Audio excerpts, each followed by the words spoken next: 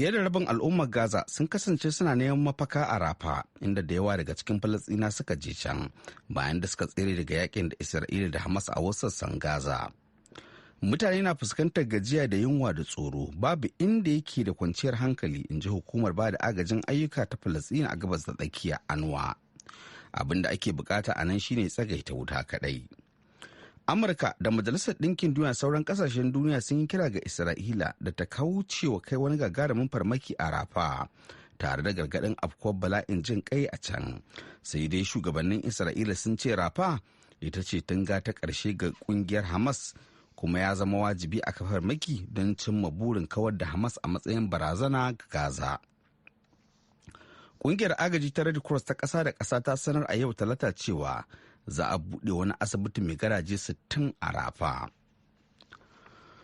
Amurka ta yi kira ga Iran a ranar Litinin ta dakatar da miƙa wa 'yan tawayen Houthi na Yemen makamai masu yawan da ba taɓa ganin irinsu ba, wanda hakan zai bai wa mayakan damar kai hare-hare na rashin hankali kan jiragen ruwa a tekun Bahar Maliya da sauran wurare.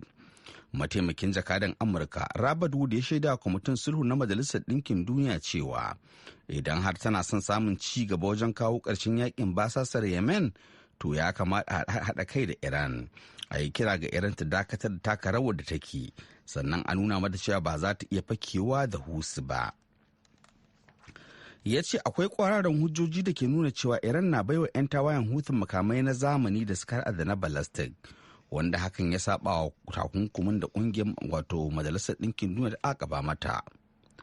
Houthi sun ce hare-haren da suke kai wa jiragen ruwa a tekun Red Sea da Gulf of Aden na da nufin matsawa Isra'ila lamba don kawo ƙarshen yakin da take da Hamas a Gaza, wanda ya sanadin mutuwar Falasɗina sama da 35,000 a can, a cewar jami'an kiwon lafiya na Gaza.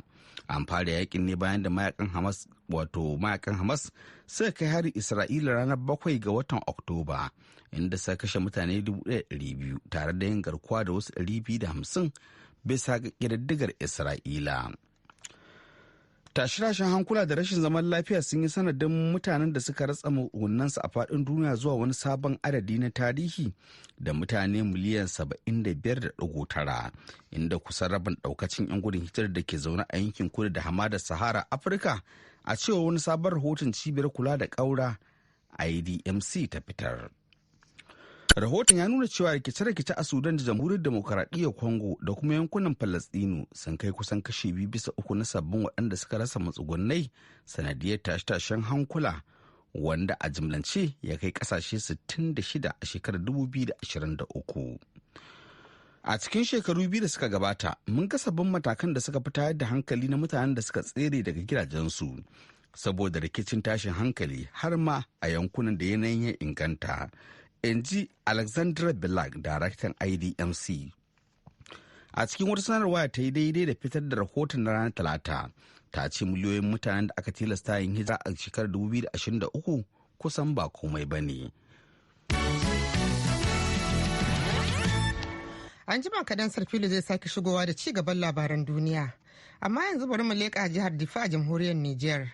Inda wakilinmu da ke can Haru Sule Rashidu ya shaida mana yadda mahukunta da sauran kungiyoyi a jihar suka dukufa wajen samar da yarjejeniyar sulhu da za ta samar da zaman lafiya tsakanin kabilu daban-daban, kamar da yadda za ku ji a cikin wannan rahoton da ya aiko mana. Jihar Difa mai fama da matsalar tsaro a yanzu haka na ci gaba da zaman doya da manja tsakanin al'ummar kabilun bare-bari da na larabawa na yankunan Mainsurwa da na Gudumariya, sanadiyar yawan rigingimun da ke haddasa aikata laifukan kisa har ma da zubar da jinin al'ummar bangarorin biyu. Duk da hukumomi gami da kungiyoyi masu zaman kansu na faɗi ka tashin ganin an dakile rigingimun kabilu. Dauda Barde shine makaddashi na magatakarda ma'aikatar gwamnan jihar Difa jim kaɗan bayan kasancewarsa a yankin gundumomin Mainsurwa da Gudumariya, inda lamarin rigingimun kabilun ya yi kamari, ya yi ƙarin bayani a gaban manema labarai. A l'occasion de cette cérémonie de signature, game da wannan bukukuwan na rattaba hannu kan yarjejeniyar samar da kariyar tashe-tashen hankulan da ke faruwa tsakanin al'ummar kabilun bare-bari da na larabawa Muhammad na yankunan Mainsurwa da na Gudumariya. Ai kun san muna da labarin yadda dangantaka ta yi tsamiya tsakanin waɗannan kabilu, har ma rikicin ya kai ga waɗansu daga cikinsu sun rasa rayukansu. Ta dalilin hakan ne ma ya sa a hukumance muka ɗauki matakan da ya dace dan dora su akan hanya ta gari. Sannan idan kuka yi la'akari, yawan fadace-fadace da ke wakana a waɗansu yankunan jihar Difa mai nasaba da rikicin kabilu cibiyar ashde ita ma na dafawa gwamnati ta hanyar ɗaukar nauyin sasanta rikici a tsakanin al'umma musamman ma mazauna karkara. Daga ƙarshe muna fatan wannan yarjejeniyar da aka cimma za ta ba da damar samun zaman lafiya mai ɗorewa a tsakanin ƙabilun bare-bari da na Laraba Muhammad na Minisruwa da na Gudumariya. Aliyu Muhammadu Beri shine shugaban kwamitin samar da zaman lafiya na kabilun bare-baren Minisruwa da Gudumariya. Ya bayyana halin da suke ciki game da rikicin kabilun da suke fama da shi tsawon shekaru da dama, yana mai cewa a cikin jihar Difa, a cikin kuma kominikin Gudumariya da kominikin Maini, fitina ta kai inda ta kai. Shekara da shekaru muna cikin wahala har da mutane suke rasa rayukansu. Sarkin Maini ya tambaya akwai matsala a cikin talakan shi, an kashe mutum guda bara, ya gani in ana yiwuwa a zo a taimaka don a samu zaman lafiya. Ba kara zube haka bane aka yi wayannan aikin, an yi bincike. Larabawan da bare-bari duka an tambaye su, an tattara su guri guda, an yi musu bayanin, sun ba da gudunmansu su ma don a shimfida zaman lafiya. To sai dai shi ma a nashi bangare Muhammad Suleiman shine sarkin Larabawa Muhammad na yankunan Minisruwa da Gudumariya, ya nuna gamsuwar shi kan wannan mataki na rattaba hannu da suka yi kan yarjejeniyar samar da zaman lafiya tsakanin bangarorin biyu. Dama annabi ma yace gurin da aka yi fitina as-sulhu khair. Muna guri guda duk da masarautar mai ne da Gudumariya, mu Larabawa da bari ya kamata a nemi hanyar sulhu.